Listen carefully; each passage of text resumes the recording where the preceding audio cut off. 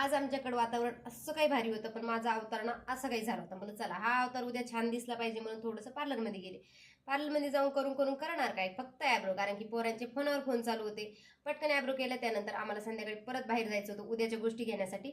जे घ्यायचं होतं ते बाजूलाच राहिलं आणि घेतली मी जाऊन साडी. आता साडी घ्यायची माझी काही इच्छा नव्हती, पण यांना एकदा बोलले की मला साडी घ्यायचीच आहे.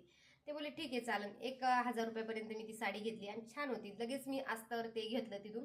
आता मला जर माहित असतं ना अगोदर साडी घ्यायची तर मी स्वयंपाक केला असता आणि त्यानंतर गेले असते, पण असं काही प्लॅन नव्हता. पण अचानक साडी घेतली. म्हणलं चला, एकीकडे स्वयंपाक बी चालू होता, एकीकडे ब्लाऊज कट करायचं बी काम चालू होतं. पिको फॉलला वरतीच माझ्या ताई राहतात, त्यांच्याकडे पिको फॉलला साडी देऊन टाकली आणि ब्लाऊज कट करून घेतलं. त्यानंतर पटापट सर्वांना जेवण करून घेतले. मग बाकीचा पसारा आवरून घेतला, कारण की हा पसारा बी नाही आवरला ना तर मग मला बरंच नाही वाटलं. म्हणजे ब्लाऊज शिवण्यात माझं मनच लागणार नाही. त्याच्यामुळे आधी मी किचन आवरून घेतलं.